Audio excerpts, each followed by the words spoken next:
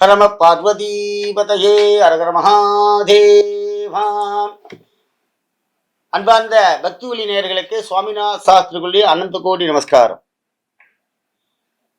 வருகிற 21/10/2025 செவ்வாய்க்கிழமை கேதார கௌரி விரதம். அன்னைக்கு அமாவாசை, பூர்ணமான அமாவாசை. அன்னைக்குதான் விரதம் இருக்கணும். அடுத்ததாக அந்த கேதார கௌரி விரதத்துல எப்ப நோன்பு நோக்குறது, இந்த கேதார கௌரியுடைய மகா பலன் என்ன, ஏன் அன்னைக்கு நம்ம இதை மாதிரி பண்றோம் அப்படிங்கிறத வேத புராணங்கள் என்னன்னு சொல்கிறது. எல்லாமல்ல பரமேஸ்வரன்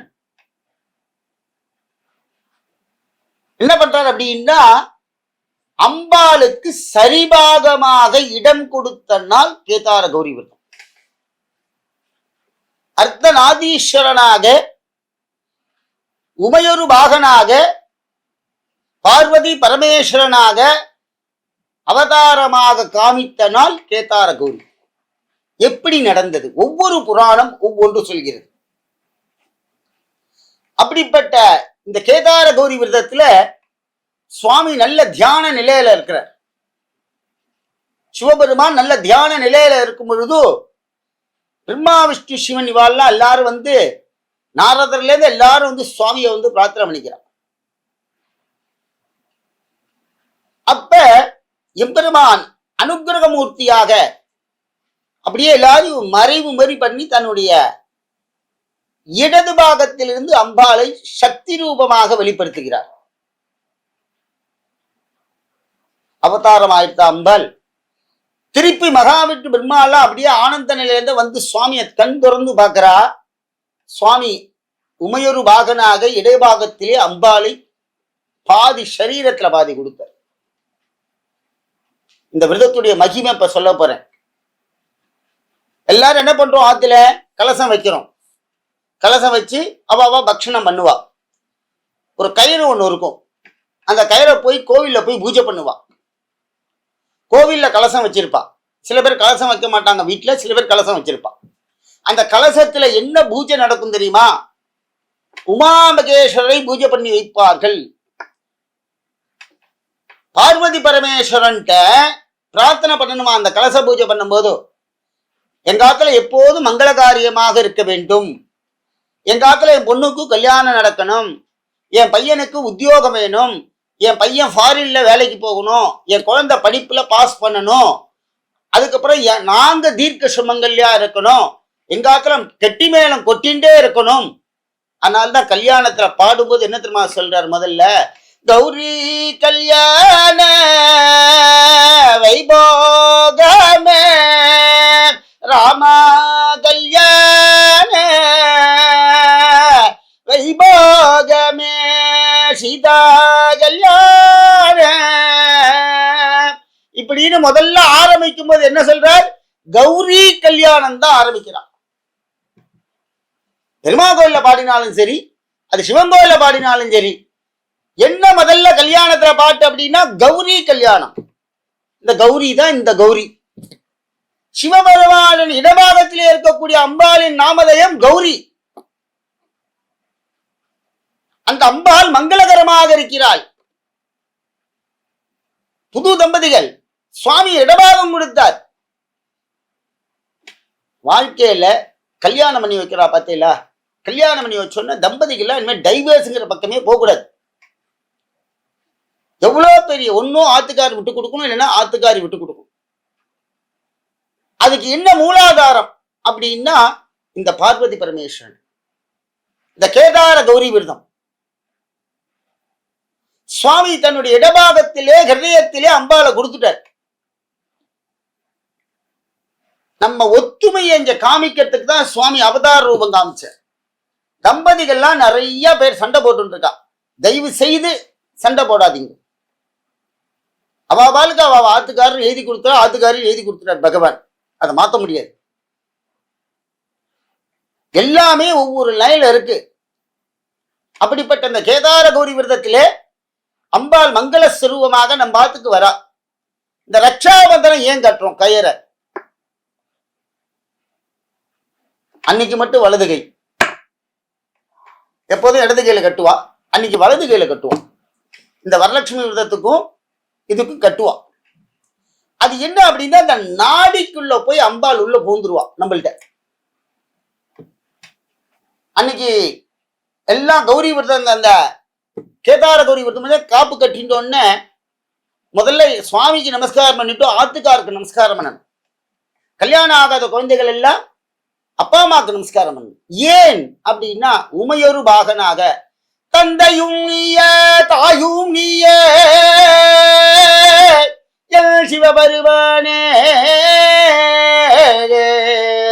தந்தையும் நீயே தாயும் நீயே பெற்ற ஜீவனும் நீயே. சுவாமிகிட்ட சொல்றார், எல்லாமே நீதான்.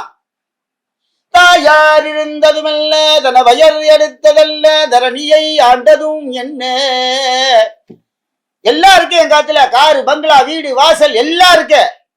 கொள்ளுதாத்தா கோமணம் கட்டின்னு வயல்ல உழுதார். அவருக்கு அப்ப காரும் கிடையாது, சொகுசும் கிடையாது. மேக மேல உயர்ந்து வந்தேன், காரணம் முன்னோர்கள் செய்த புண்ணியம். இன்னைக்கு நம்ம குழந்தைகளுக்கு என்ன பண்ண போறோம்? காரு பங்களா வீடு எது வாங்கி வச்சாலும் புண்ணியம் எவ்வளோ கம்மியா இருக்கும். இப்ப என்ன சொல்றாரு அப்படின்னா, இந்த கௌரி விரதத்துல, கேதார கௌரி விரதத்துல முன்னோர்களை ஆசீர்வாதம் வாங்கி கொள்ள வேண்டும். இந்த அம்பாள் இந்த காப்பு கட்டினோடனே நம்ம முகத்துல அப்படியே உள்ள போய் சரீரத்துல போய் அம்பாளுடைய சக்தியானது உள்ள போகும், சிவசக்தி ஸ்வரூபமா மாறும். இந்த கேதார கௌரிக்கு தான் அவ்வளவு பெரிய சக்தி. சுவாமி எங்க வீட்டுல இது வரைக்கும் விரதம் எடுத்ததே இல்லை, நாங்க இப்ப எடுத்துக்கலாமா அப்படின்னா தாராளமா எடுத்துக்கலாம். கேதார கௌரி விரதம் உங்களுக்கு அந்த பூஜை விதானங்கள் தெரியணும்னா பக்கத்துல யாரான்னு எடுக்கிறாங்கன்னா அவங்களை கேளுங்க எப்படி பண்றாங்கன்னு. அவங்க சம்பிரதாய பிரகாரம் அதை கேட்டு தெரிந்து கொண்டு ஆரம்பிச்சு பூஜை பண்ணுங்கள். தாராளமா பண்ணலாம். சுவாமி எங்க வீட்டுல இது வரைக்கும் இல்லவே இல்லை அப்படின்னா உங்க வம்சத்துல உங்க பந்துக்கள் யார் யாரு இருக்காளோ அவ பண்றானோ அவளை பார்த்து கேட்டு தெரிஞ்சுக்குங்க, ஆரம்பிங்க. அம்பாளுடைய அனுகிரகம் உங்களுக்கு கிடைக்கும். என்னென்ன பாக்கியம்? நிறைய கல்வி செல்வங்கள், பெருஞ்செல்வங்கள்லாம் கிடைக்கும். கல்யாண பாக்கியம் வரும், குழந்தை பாக்கியம் வரும், தர்ம சிந்தனை வரும். முதல்ல சிவாலயம் கட்டக்கூடிய பாக்கியம் நமக்கு கிடைக்கணும். சார் நம்ம பில்டிங் மாடு மாடியா 40வது மாடி 50வது மாடியும் கட்டின்னு போறோம். கோவில் கோபுரத்தை விட அந்த காலத்துல வீடு எல்லாம் பெருசாவே இருக்காது, கோவில் கோபுரம் தான் பெருசா இருக்கும். இப்ப கோவில் கோபுரம் சின்னதா போச்சு, பில்டிங் எல்லாம் பெருசா போயிடுச்சு. சுவாமிக்கு மேல போய் ஏறி உட்காந்துட்டோம் நம்ம எல்லாம். இது களிமுத்தி போச்சு. அதனால தர்ம கைங்கரியங்கள் பண்ணணும். அடுத்ததாக இந்த கலச பூஜை பண்ணிட்டு ஆத்துல பூஜை பண்றா. என்ன நைவேத்தியம் சுவாமிக்கு அப்படின்னா, பக்ஷணங்கள்லாம் எடுத்துன்னு போயிருப்பா. மூடி ஒரு பாத்திரத்துல வச்சுன்னு போய் மூடி எடுத்துன்னு போய் சுவாமிக்கு தேங்காய் பழம் உடைச்சு, அங்க விக்கிரகத்துல சன்னதிக்கு யாரும் தேங்காய் பழம் உடைக்க மாட்டா, அந்த கலசம் ஒன்று வச்சு கொடுத்துருப்பா சிவாச்சாரியார் கோவில்ல. அந்த கலசத்துக்கு கட்டி அந்த ரக்ஷாபந்தன பூஜை எல்லாம் பண்ணி, அதுல என்ன பண்ணுவான்னா இந்த கருகுமணி அந்த சீப்பு அதெல்லாம் வாங்கின்னு போவா. சில சம்பிரதாயங்கள் மஞ்சக்கிழங்கு எல்லாம் வாங்கின்னு போவா. எப்படி அப்படின்னா, நம்ம ஆத்துல ஒரு குழந்தை பிறந்தோம்னா என்ன பண்ணுவா, ஒரு கருப்பு பொட்டு வைப்பா, ஒரு கருகுமணி இல்லைன்னா அந்த வசம்பு மாதிரி ஒன்னுதான் கட்டி விடுவா. இந்த கருப்பு என்ன பண்ணுன்னா தோஷங்களை நிவர்த்தி பண்ணும். எந்த ஒரு தோஷமும் தீண்டாமல் இருப்பது குழந்தைகளுக்காக. அதனால அம்பாள் என்ன சொல்றான்னா, உனக்கு எந்த ஒரு தோஷமும் வரக்கூடாது, நீ நல்லா இருக்கணும் அப்படின்னு அம்பாளுக்கு கொண்டு கொடுக்குறான். ஆகவே இந்த கேதார கௌரி விரதத்தை ஆனந்தமாக கொண்டாடுங்கள். எல்லோரும் சண்டை போடாதீங்க. அன்னைக்கு கேதார கௌரிக்கு ஆத்துக்கார அம்மையெல்லாம் தயவு செய்து மூஞ்சி விட காமிச்சுட்டு கோவப்படாதீங்க. ஆத்துக்காரி நல்லபடியா அந்த பூஜையை முடிச்சு அவ பண்ற பூஜை எல்லாமே நம்ம குடும்பத்துக்கு தான்.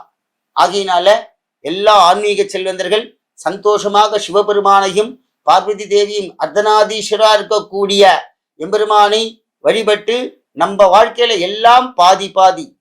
சுவாமி எப்படி சொல்றார் அப்படின்னா, கல்யாணம் ஆன பிறகு தம்பதிகளா இருங்கள், ஒன்று கூடி இருங்கள், ஹிருதயத்துடன் வைத்துக் கொள்ள வேண்டும். ஆத்துக்கார ஆத்துக்காரி ஹிருதயத்துல வச்சுக்கணும்.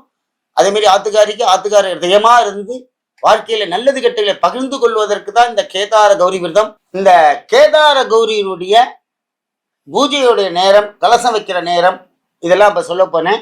நல்லா கேட்டு தெரிஞ்சுக்குங்க. காலையில 8லேருந்து 9 மணிக்குள்ள கலசம் வச்சு பூஜை பண்ணலாம். அடுத்ததாக மத்தியானம் 12லேருந்து 1 மணிக்கு பூஜை பண்ணலாம். கடைசியாக சாயங்காலம் 5 மணிக்கு மேல் 6 மணிக்குள்ளாக கலசம் வச்சு பூஜை பண்ணலாம். கோவில்லாம் திறந்துருக்கும், சில கோவில்லாம் மூடி இருக்கும். இந்த டைம் இந்த செவ்வாய்க்கிழமையா இருக்கிறதுனால இந்த டயத்தை நம்ம கொடுத்துருக்கோம். நீங்க உங்க பக்கத்துல இருக்க கோவில் எல்லாம் எத்தனை மணிக்கு எழுதி வச்சிருக்காலோ அத்தனை மணியை ஃபாலோ பண்ணிக்கிங்கள். நீங்க எங்க ரெகுலரா கோவில்ல பூஜை பண்றீங்களோ முன்னாடியே போய் கேட்டு தெரிஞ்சுங்க. இது நாங்க கொடுத்துருக்கிற டைம் பக்தி நேயர்களுக்கு. இந்த டயத்தையும் நீங்க ஃபாலோ பண்ணிக்கலாம். அதே போல நீங்க சம்பிரதாயமா போற கோவில்ல டைம் எத்தனை மணிக்குன்னு கேட்டு அங்க இருக்கிற சிவாச்சாரியார்களை எல்லாரையும் கேட்டுண்டு அந்த டயத்துக்கு நீங்க பூஜை பண்ணிக்கிங்க.